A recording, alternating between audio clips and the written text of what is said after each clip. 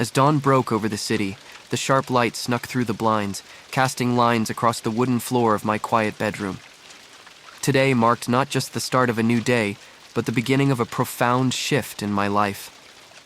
Sitting on the edge of my bed, I couldn't help but reminisce about the past 2 decades, years filled with both affection and deception. I, Anthony Ross, a mechanical engineer by profession, found myself at the threshold of a new job at Sutton Hydraulics, and perhaps more importantly, at the precipice of a decision that could alter the course of my life forever. I met Larry during our university days. It was at a crowded campus event that I first saw her. She was laughing loudly, her voice carrying over the hum of student chatter. She had an energy that pulled me in, a stark contrast to my more reserved nature. Despite warnings from my gut about her fleeting glances at others, I fell hard. We married young, hopeful, and naive. Larry was charismatic and vivacious, and I believed that love could weather any storm. But as I sat there, the weight of my wedding band felt heavier than ever. Just last night, I had stumbled upon messages on Larry's phone. Messages that weren't meant for my eyes but shattered the facade of our life together. They were from her co-worker, Michael, and the intimacy between them was undeniable.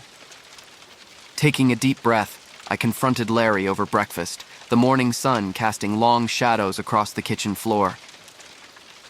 "Can we talk about this?" I asked, pushing her phone across the table towards her. Larry picked up her phone and scrolled through her messages nonchalantly before replying, "It's not what it looks like, Tony." "But it is, isn't it? It's exactly what it looks like." My voice trembled slightly, betraying my calm exterior. She sighed, placing the phone down with a clatter. "Tony, we've been married for years. You know, relationships go through phases. Michael and I, it's just a bit of fun. Nothing serious." "Fun?" I echoed, the words slicing through me. "Is that what our vows meant to you?" She paused, her eyes avoiding mine. "I love you, Tony. But yes, I need something more sometimes. Doesn't mean I don't want this life with you." I stared at her, the woman I had shared nearly half my life with, feeling a mix of anger, betrayal, and sorrow. Her casual dismissal of our marriage stung sharply, and in that moment I knew things could never go back to the way they were. As I left the house that morning, the air felt different, charged with the crispness of change. I drove to Sutton Hydraulics, each mile helping to clear the fog of confusion. Today wasn't just about confronting Larry or starting a new job. It was about reclaiming my life, about shedding the skin of complacency and taking the first real step towards something entirely new. I walked into Sutton Hydraulics, the clanging of machinery and the sharp smell of oil, a stark contrast to the quiet duplicity of my home life. Robert, the plant manager, greeted me with a firm handshake and a smile. "Welcome aboard, Anthony. We're glad to have you with us," he said, leading me through the bustling workshop. "Thank you, Robert. I'm looking forward to a fresh start," I replied, more to myself than to him, my voice steady and resolute. This was it, the revelation of a new chapter, the promise of a life where I could finally be free to find happiness on my own terms. The walk to the car seemed endless, the weight of my decision to confront Larry pushing down on every step. My mind was clouded with thoughts, replaying every smile, every touch we had shared, wondering how many had been shared with others.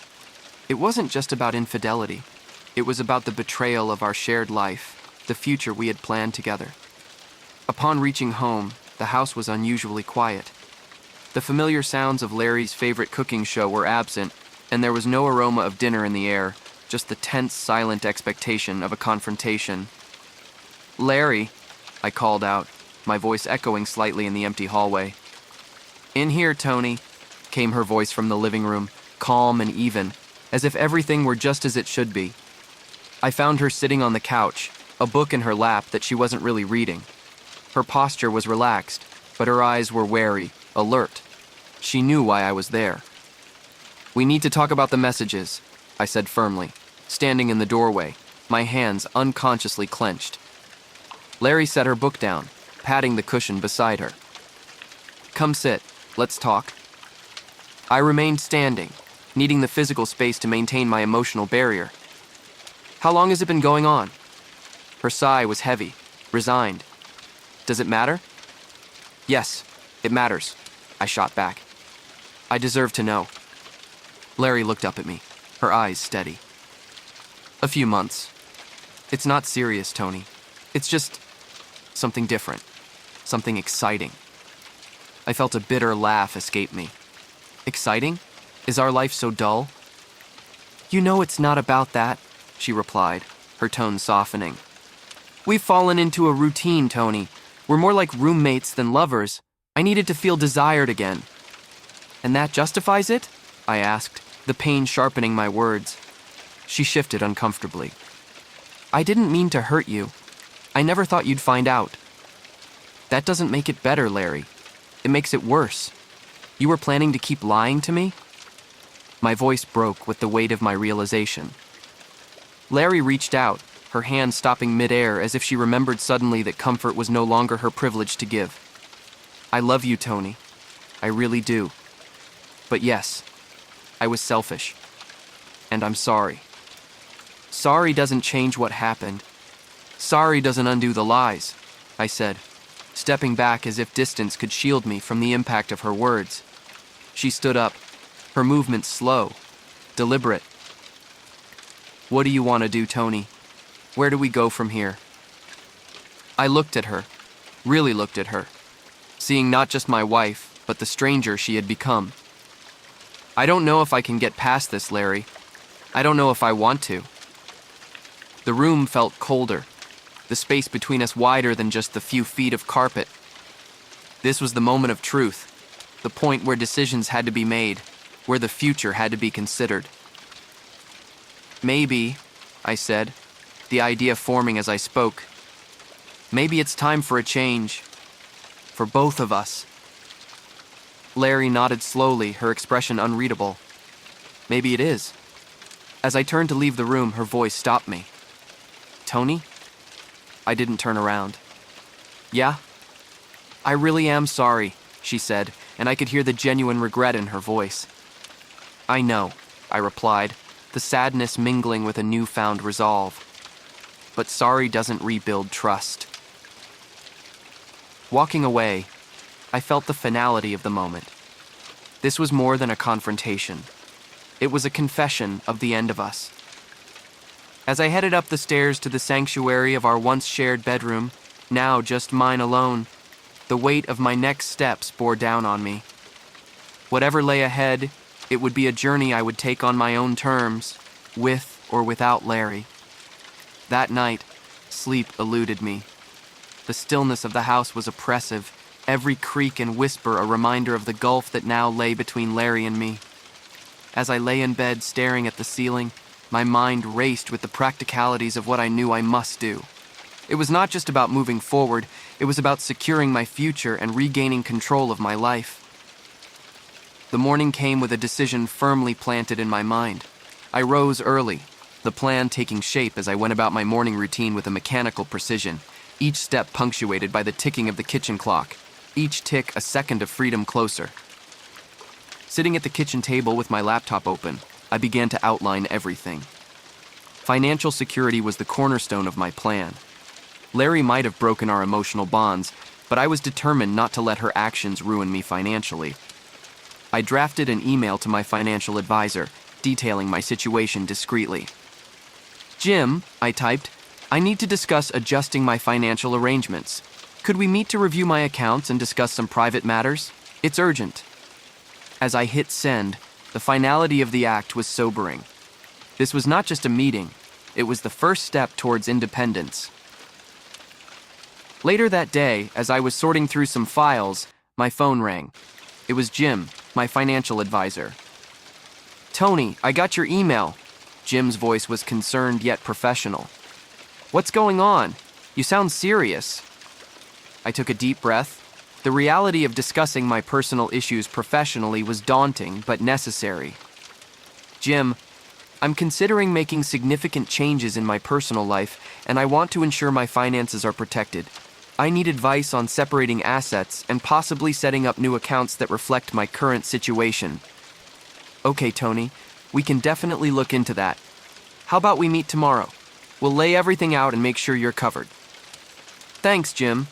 I appreciate it, I replied, feeling a small sense of relief that the wheels were in motion. With financial strategies set to be discussed, my next task was to document everything that belonged solely to me and what was shared with Larry.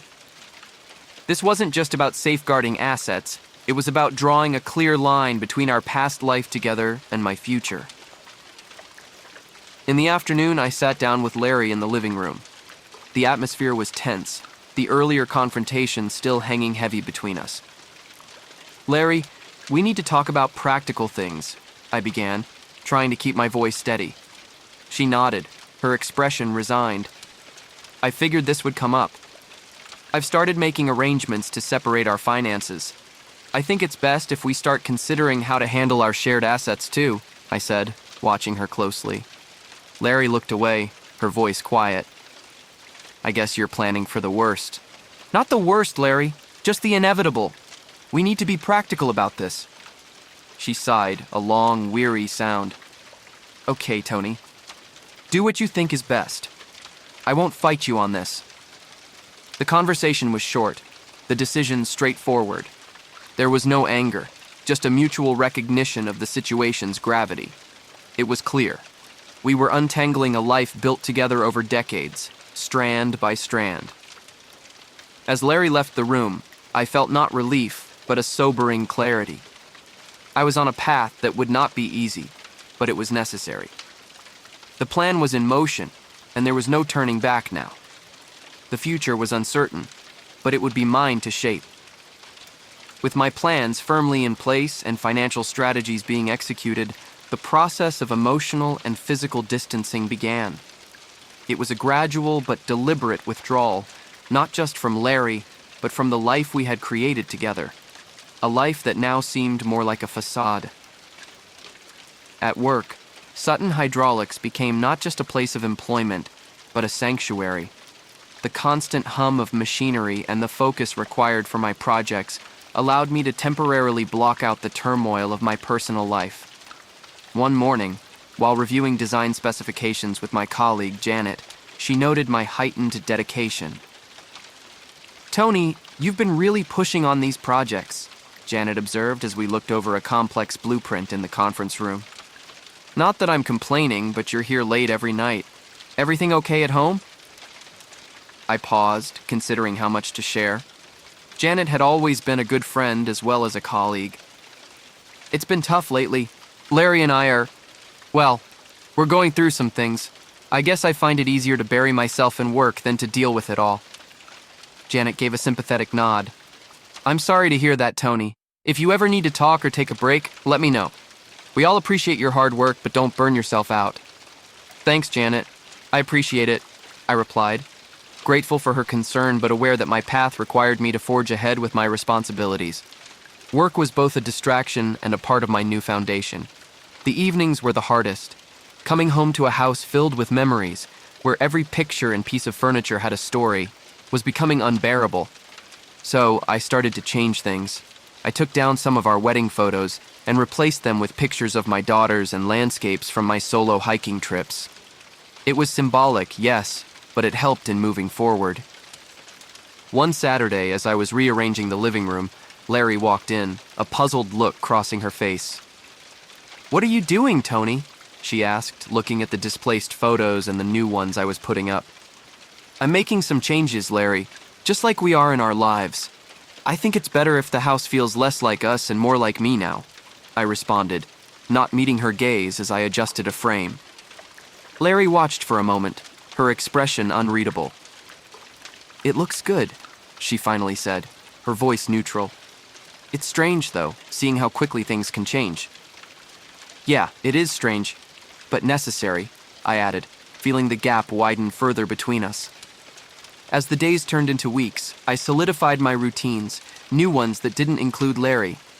I started going to a gym after work, ate dinners out with colleagues, and on weekends, I began volunteering at a local community center. Every step took me further from my old life, reinforcing my identity as an individual, not just part of a couple. One evening, while I was preparing for a gym session, Larry called out from the kitchen. "Tony, will you be home for dinner?" Her voice carried a hint of the old normalcy, a semblance of our past routines. "No, I'll grab something after the gym. Don't wait up," I replied, grabbing my gym bag. Larry leaned against the doorway, watching me. "You've changed," she observed. "You're really moving on." I looked at her, a mix of sadness and resolve in my eyes. "We both have to, Larry. It's the only way forward." The distancing was not just physical, but emotional. Each day, the man who once couldn't imagine life without Larry became stronger, more independent. I was rediscovering who I was before and who I could be after our marriage. The process was painful, yes, but also liberating. With each new step, I felt less like the man who had been betrayed, and more like someone capable of facing whatever lay ahead. As I further entrenched myself in my new routines and identity, the practical steps of disentangling our shared life became the forefront of my actions. Financial and legal preparations were only the beginning. There were emotional and logistical aspects to consider, especially concerning our home and mutual belongings. One Saturday morning, I found myself in the attic, sorting through boxes of memories and jointly acquired possessions. The task was daunting, not just physically but emotionally, as each item evoked a shared past. I was determined to approach this as systematically as possible, categorizing things into what to keep, sell, or give away. While I was going through a box of old holiday decorations, Larry climbed up into the attic, her presence suddenly filling the cramped space. She watched silently for a moment before speaking. "What's all this? Planning a yard sale?" she asked, her voice light, but with an underlying sharpness. "Something like that," I responded, not looking up from the box I was sorting. "It's time some of these things found a new home." Larry picked up a hand-painted ornament we'd bought on our first vacation together. "And us? Are we just old decorations to be packed away?" Her tone was half joking, half serious. I stopped and looked at her, the weight of her words sinking in. "I think we're more like a book that's been read. It was good. It had its moments. But now it's time to put it on the shelf and maybe pick up a new story." She nodded slowly, placing the ornament back in the box. "I suppose you're right. It still feels surreal, though." With the attic sorted, I moved on to more overt preparations. I scheduled appointments with real estate agents to discuss the possibility of selling the house. The idea of selling our home was a monumental step, one that required both our consents. Later that week, I sat down with Larry in the kitchen to discuss the potential sale. I laid out the flyers and documents I'd collected from various agents. "We need to talk about selling the house," I said, pushing the pile towards her. Larry looked through the flyers with a detached interest. "This one looks good. They seem to offer a comprehensive service. Have you talked to them yet?" "I have a meeting next week. They'll come to evaluate the house, give us a market analysis. I think it's a good move, financially and emotionally. It's a big step towards closure for both of us," I explained, trying to keep the conversation practical and devoid of emotion. "Do you think we're ready for this?" Larry asked, her voice soft, uncertain. "We need to be. It's part of moving forward, part of healing.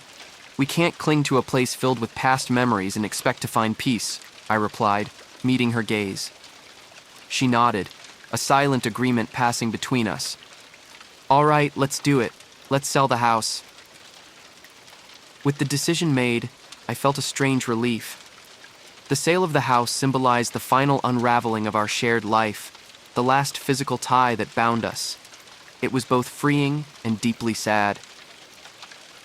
In the days that followed, I also began to prepare for my own future living arrangements. I visited several apartments, each viewing tinged with the excitement and apprehension of starting anew. The prospect of creating a space that was solely mine, tailored to my tastes and needs, was invigorating. Each evening, as I returned from viewings or meetings, I shared updates with Larry. Our conversations were becoming easier, more businesslike, as if we were project partners rather than estranged spouses. So, any luck with the apartments? Larry asked one evening as we sat with cups of tea, a ritual that had somehow persisted through the chaos. I found a couple of good options. There's one that's close to the park, has a nice view of the city. It feels right, I shared, a slight smile crossing my face at the thought of a new beginning. That sounds perfect for you, Tony. I hope it works out, she said, genuine warmth in her voice. Thanks, Larry. I appreciate that, I replied, realizing how far we had come from the painful confrontations of the past months. Setting the stage for our respective futures was an intricate dance of logistics, emotions, and legalities. But as each piece fell into place, the picture of my new life became clearer. It was a life built not on the remnants of the past, but on the possibilities of the future. The day of the departure was marked with a somber atmosphere, much like the calm before a storm. As I packed the last of my personal belongings into cardboard boxes, the reality of leaving the home I had shared with Larry for so many years began to truly sink in. Each object I placed into the box felt like a step away from my old life and a step towards something new and wholly unknown.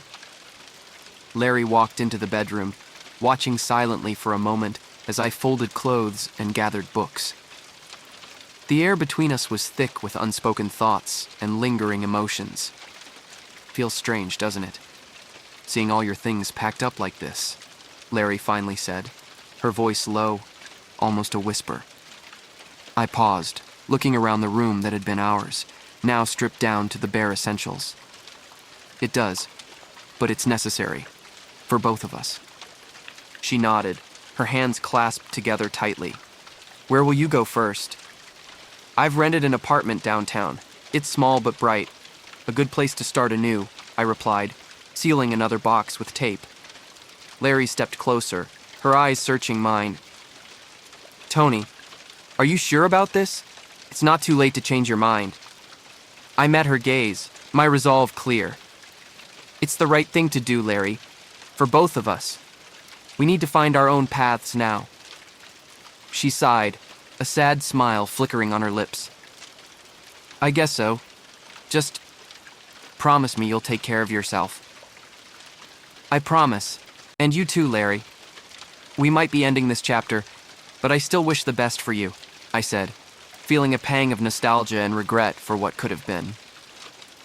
With my car loaded, I took one last walk through the house, each room echoing with memories of laughter, arguments, celebrations, and tears.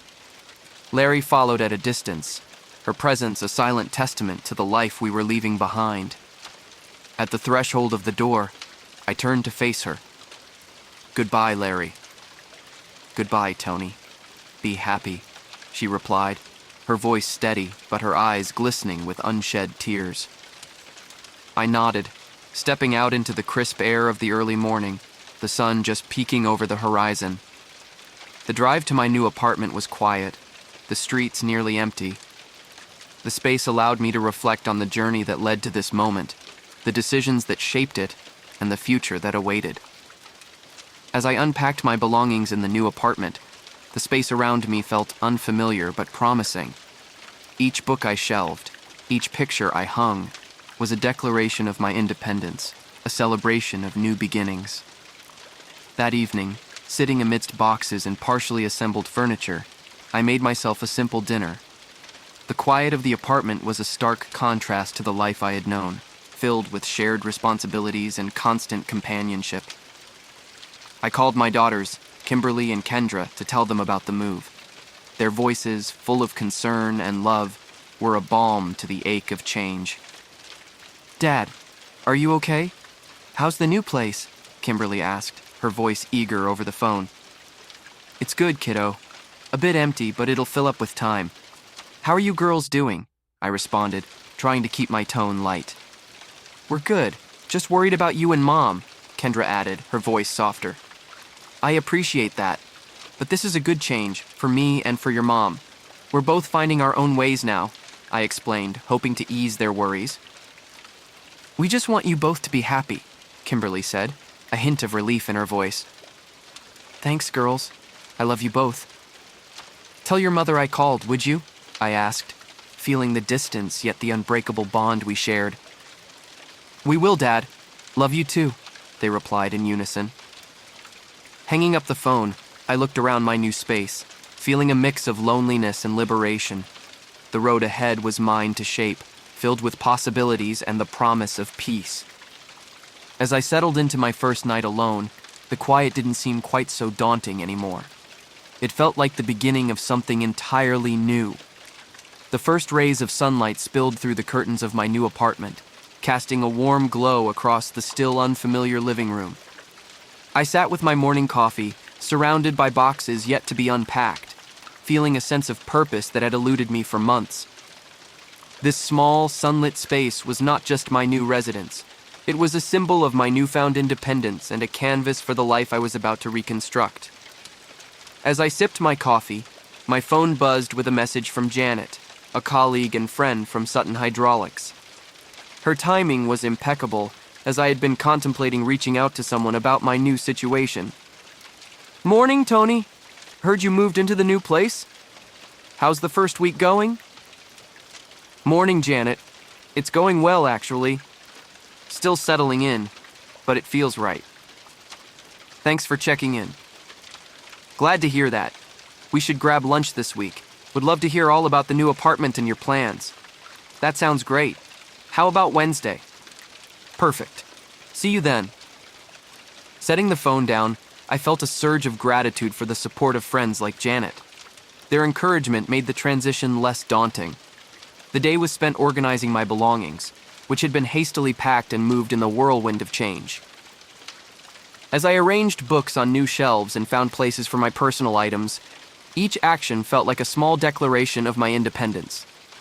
In the midst of unpacking, there was a knock at the door. I opened it to find my neighbor, an elderly lady named Mrs. Collins, who lived in the apartment across the hall. "Hello, dear," she greeted with a warm smile. "I noticed you just moved in. I'm Eleanor Collins. I thought you might like some of these cookies I baked. Moving in can be such a hectic time." "Thank you, Mrs. Collins. That's very kind of you," I replied, touched by her thoughtfulness. "I'm Tony Ross. It's nice to meet a friendly face." "Oh, call me Eleanor, please. If you need any help or local tips, just give me a knock." "And if you ever need a cup of sugar or an ear, my door is always open," she offered, handing me a plate of cookies. "Thank you, Eleanor." "I appreciate it," I said, grateful for the sense of community that was already present in this new setting. As Eleanor left, I thought about the connections I was beginning to make.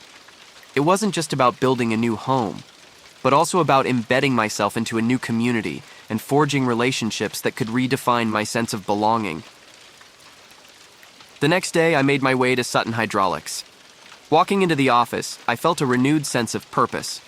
My colleagues greeted me with smiles and questions about the move, their interest genuine and supportive. During lunch with Janet, we sat in a nearby cafe, and I shared my experiences of the move and my plans for the future. "So, how does it feel to start over?" Janet asked, stirring her coffee. "It's liberating, honestly," I confessed. "Scary, but liberating. I feel like I've been given a second chance to build the life I want, not the one I just settled into." "That's a great way to look at it," Janet replied. "Starting over isn't just about new places. It's about new opportunities. Sounds like you're taking full advantage of that." "I'm trying to," I said with a nod. "It's about more than just moving to a new place. It's about rediscovering who I am on my own." As we returned to work, I felt a lightness I hadn't experienced in a long time. The combination of supportive friends, a welcoming community, and a fresh start was invigorating. The days that followed were filled with small victories and challenges as I navigated my new life. Each evening as I returned to my apartment, I was greeted by the tranquility of a space that was entirely mine, a space that echoed with possibilities and the quiet promise of a new beginning. As weeks morphed into months in my new apartment, the space around me gradually morphed from a house to a home. The once overwhelming solitude had become a comforting presence, enriched by the routines I had meticulously put in place. This new chapter was not just a change of scenery, but an introspective journey that was shaping the very core of my existence. One quiet evening, I was enjoying the tranquility of my balcony when my phone lit up, breaking the silence with a call from my daughter, Kimberly. Her voice buzzed through the speaker, vibrant and lively. "Dad, how are you? I saw the photos you sent. Your new place looks great." "I'm doing well, Kim," I replied, my voice filled with a contentment that was still somewhat new to me. "It's nice to finally feel settled. How's everything with school?" "It's going well, but Dad, I've been thinking, maybe it's time for you and Mom to sit down together, just to talk things through now that everything is less heated." Her suggestion hung in the air, and I nodded slowly, even though she couldn't see. "I think you're right, Kim. It's probably time to clear the air. Thanks for bringing it up." "Of course, Dad. I just want to make sure there aren't any hard feelings left, you know? We all need to move forward," she added, her voice serious yet hopeful. Her words stayed with me, prompting me to reach out to Larry to suggest we meet. We agreed on a local cafe that was neutral territory, a place free of our collective memories. When the day arrived, I approached the cafe and found Larry already there, seated by a window, her figure tensed with anticipation. As I sat down across from her, the familiarity of our shared past momentarily bridged the distance between us.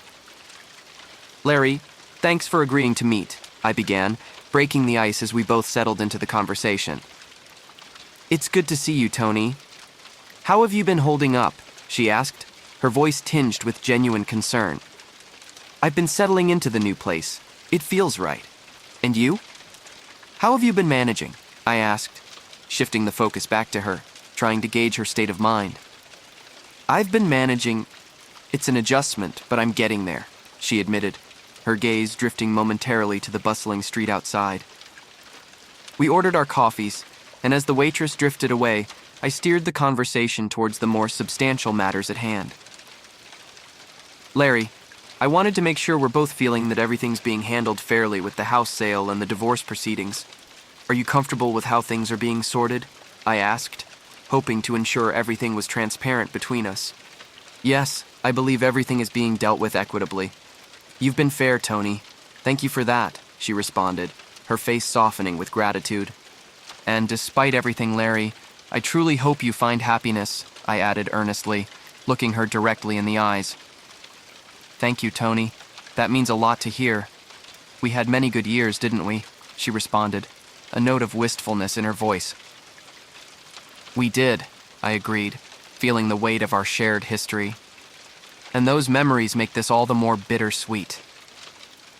The conversation drifted towards our daughters and our individual futures. Larry mentioned her plans to explore new interests, perhaps even take some classes.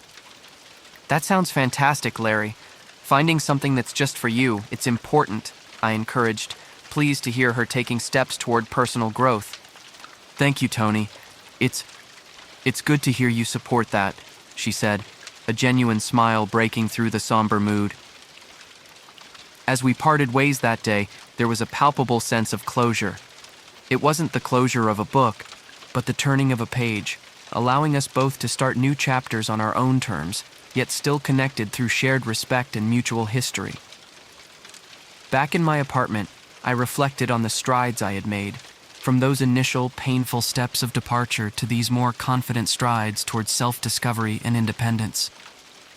My life had unfolded in unexpected ways, and as I looked out over the city skyline, I embraced the promise of what was yet to come.